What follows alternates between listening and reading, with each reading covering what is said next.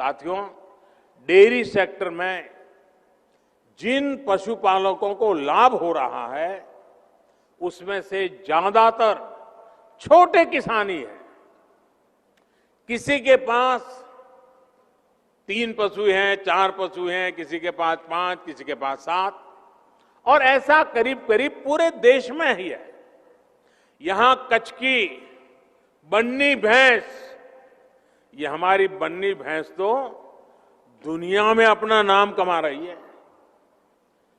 कच्छ में तापमान चाहे 45 डिग्री हो या फिर तापमान 0 से नीचे हो, बन्नी भैंस आराम से सब कुछ सहती है और बहुत मौज से रहती है।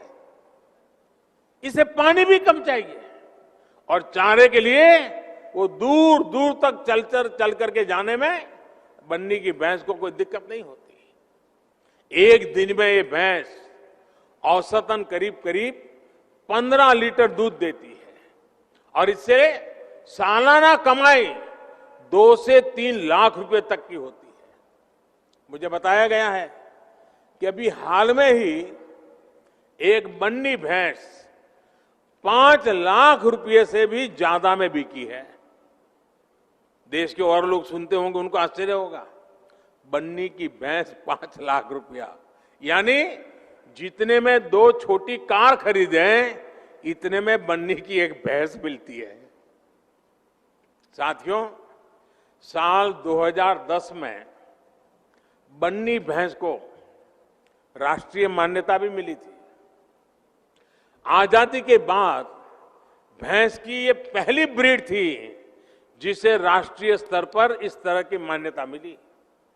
साथियों, बन्नी भैंस के दूध का कारोबार और उसके लिए बनी व्यवस्था यहां कच्छ में बहुत सफल रही है। देश में बाकी जगह पर भी दूध उत्पादक और दूध का व्यवसाय करने वाला प्राइवेट और कोऑपरेटिव सेक्टर दोनों एक दूसरे से जुड़े हैं और एक बेहतरीन सप्लाई चेन उन्होंने खड़ी की है। इसी तरह फल सब्जी से जुड़े व्यवसाय में भी ज्यादातर बाजारों पर सरकारों का सीधा दखल नहीं है। साथियों, यह उदाहरण मैं विस्तार से इसलिए दे रहा हूं क्योंकि आजकल दिल्ली के आसपास किसानों को भ्रमित करने की बड़ी साजिश चल रही है। उन्हें डराया जा रहा है कि नए कृषि सुधारों के बाद किसानों की जमीन पर दूसरे कब्जा कर लेंगे। भाइयों बहनों, मैं आपसे जानता हूं, क्या कोई डेयरी वाला आपसे दूध लेने का कॉन्ट्रैक्ट करता है तो आपकी गाय भैंस ले जाता है क्या? कोई फल सब्जी खरीदने का उद्यम करता है तो क्या आपकी जमीन ले जाता है? क्या आपके प्रॉपर्टी उठा के ले जाता है क्या? साथियों, हमारे देश में डेयरी उद्योग का योगदान कृषि अर्थव्यवस्था के कुल मूल्य में 25% से भी ज्यादा है। ये योगदान करीब करीब 8 लाख करोड़ रुपए होता है। दूध उत्पादन का कुल मूल्य अनाज और दाल के कुल मूल्य से भी ज्यादा होता है। इस व्यवस्था में पशुपालकों को आजादी मिली हुई है। आज देश पूछ रहा है कि ऐसी ही आजादी अनाज और दाल पैदा करने वाले छोटे और सीमांत किसानों को क्यों नहीं मिलनी चाहिए? साथियों, हाल में हुए कृषि सुधारों की मांग बरसों से की जा रही थी। अनेक किसान संगठन भी पहले ही मांग करते थे कि अनाज को कहीं पर भी बेचने का विकल्प दिया जाए।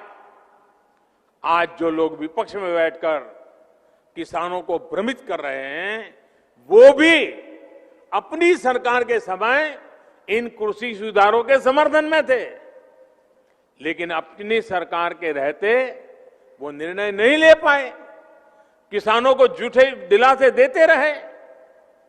आज जब देश ने यह ऐतिहासिक कदम उठा लिया तो यही लोग किसानों को भ्रमित करने में जुट गए हैं।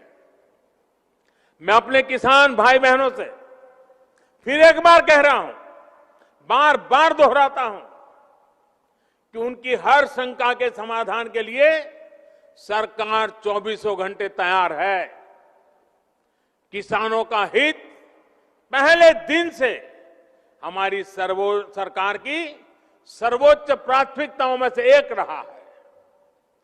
खेती पर किसानों का खर्च कम हो, उन्हें नए नए विकल्प मिले, उनकी आय बढ़े, किसानों की मुश्किलें कम हो, इसके लिए हमने निरंतर काम किया है।